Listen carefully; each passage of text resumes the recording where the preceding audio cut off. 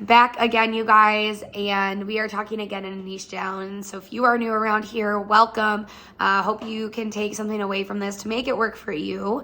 But my name is Dr. Abby, and I am a chiropractor at CHIRO for Moms, and we are a specialized clinic here in the Twin Cities area, really catering towards the women population and the pediatric population. Women specifically, we specialize in pregnancy and postpartum care. So that is where we like to draw a lot of our education towards giving those people the information that they need to live their lives. So today, though, I'm talking to you as providers as more the business side on how to niche down. And so where I wanted to go with today is social platforms that we absolutely swear by that are not AI. And I'm going to be honest with you, most of the stuff we do is not AI generated.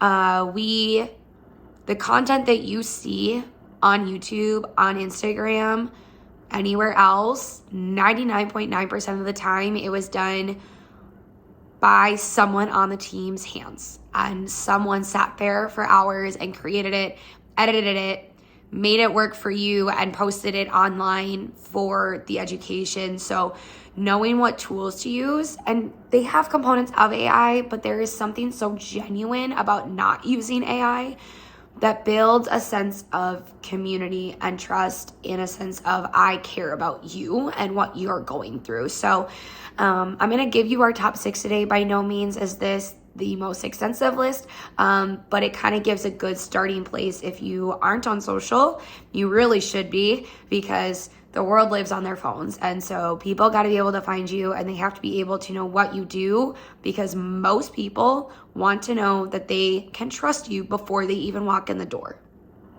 That starts with being able to see what are you doing in your office to make you good at what you do.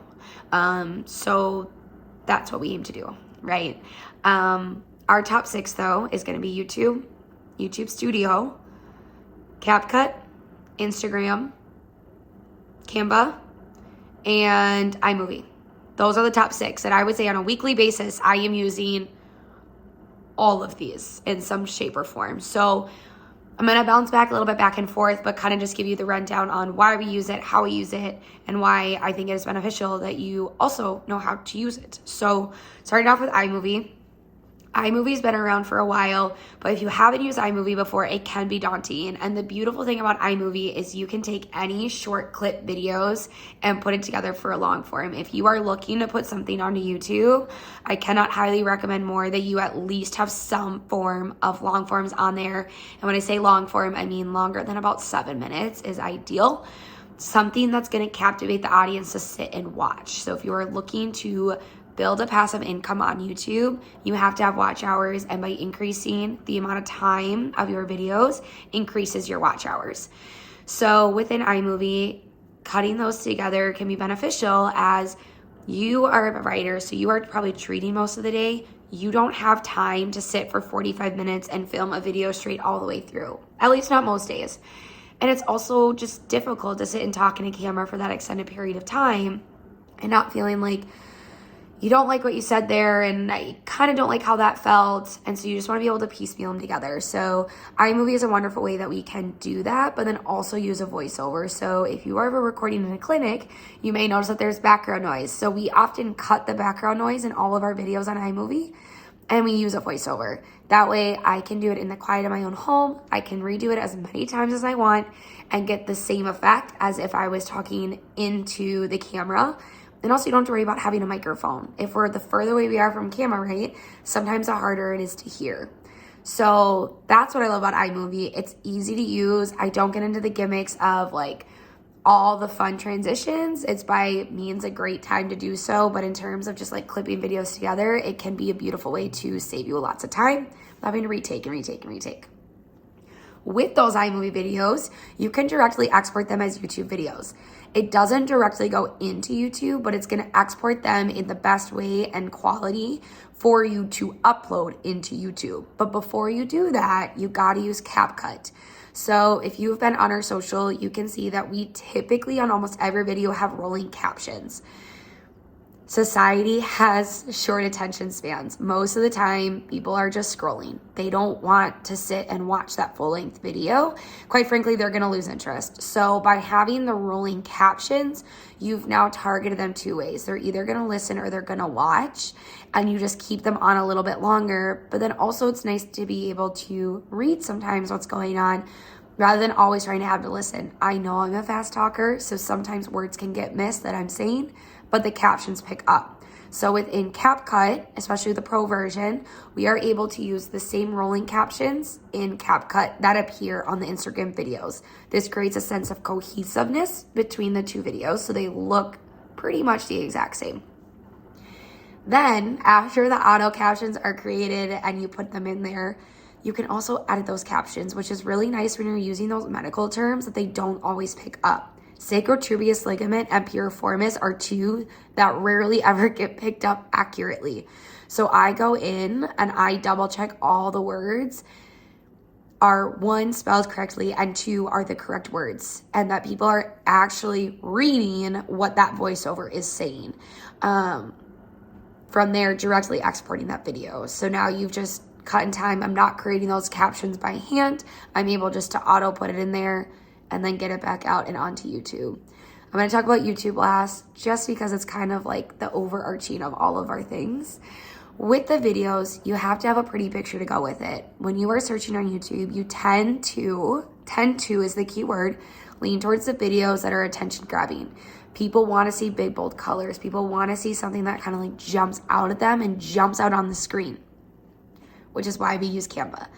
We use Canva mostly for cover photos in terms of our videos, but there are really a lot of other aspects. For example, we created a review blog on all the carriers, and we were able to put that into a chart. So while we have a video for each carrier specifically talking details, if someone wants that like quick and dirty view, they can just look up the chart on our blog, which was created from Canva.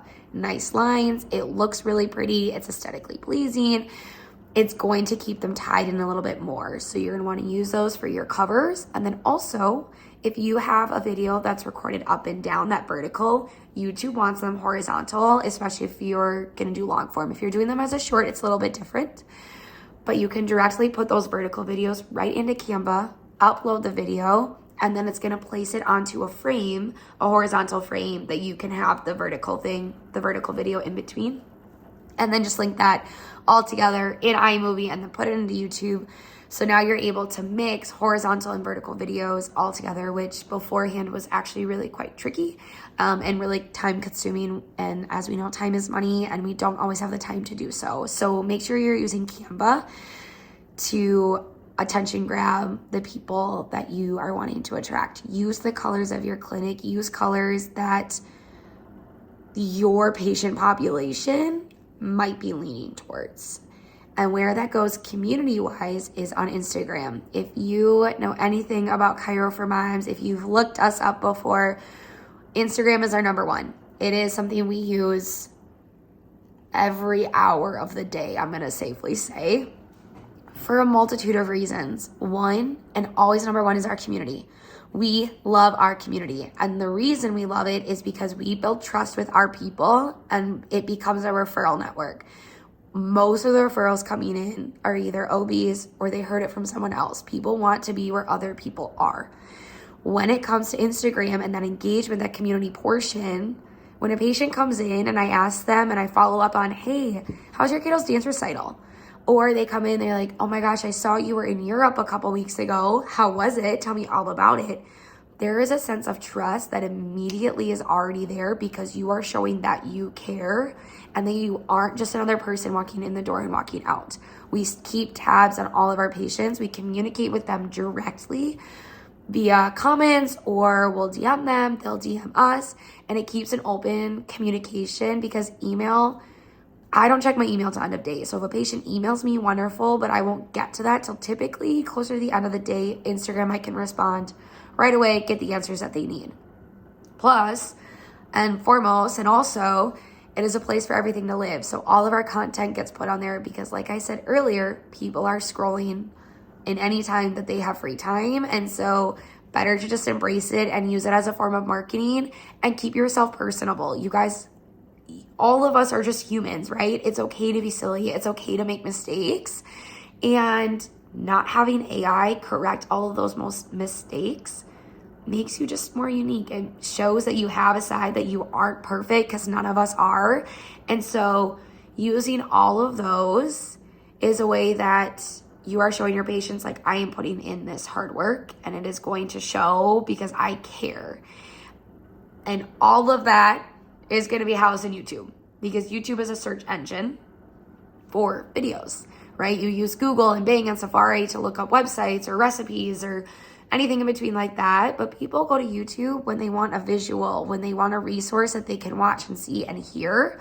And it's a place where those videos live forever. Because of our YouTube channel, I can go into our channel and I can easily search anything that I need to either for myself or for a patient without having to sit and scroll like you typically do on Instagram or a Facebook or something similar to that sorts. Within that itself is YouTube Studio. And as a provider, as a clinician, as a content creator is where you spend most of your time. So all of those videos you just spent all this time creating goes right into that YouTube. And I highly encourage you to set presets.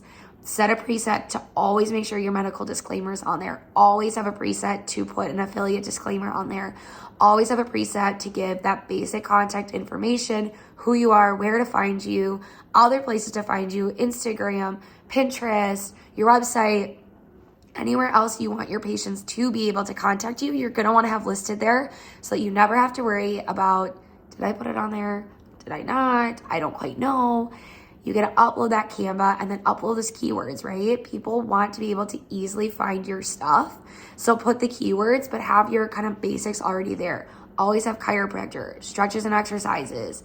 For pregnancy, we especially have pregnancy safe exercises, pregnancy safe stretches, postpartum care, pelvic floor, postpartum, different keywords. And within that YouTube Studio, you can dive into those analytics. You can see, what words are people searching for in that search bar?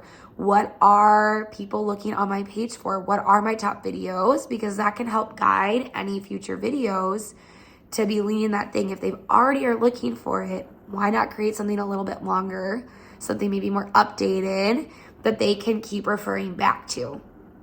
In that earn section is where the passive income comes in. So if you are looking to make money on YouTube, YouTube Studio is where you're gonna be able to track that and look for those numbers. The longer form videos, that 7 minutes or higher, is where you're gonna be able to really kind of accumulate those watch hours. Because YouTube changes those, you're just gonna wanna keep an eye and make sure that you are meeting all of the qualifications you need to start your earning potential on YouTube itself. That's how you're able to kind of function, right? So all of them somehow intermix and have their pros and their specifics always play to the strengths, knowing that not one app can do everything that you possibly need. So like I said, it's iMovie, it's CapCut, it's Canva, it's Instagram, it's YouTube, and it's YouTube Studio that you gotta be using in your clinic, not AI. Put the work in, that work will show through, I promise you. Because people want to know that you are genuine at the end of the day. And so when you do the work by hand, it does show through and you do see the difference. And that's a long-winded way of showing you our top 6, right? I can always dive into more details. Please reach out with any questions specific to one social platform or another. Otherwise, subscribe to our channel.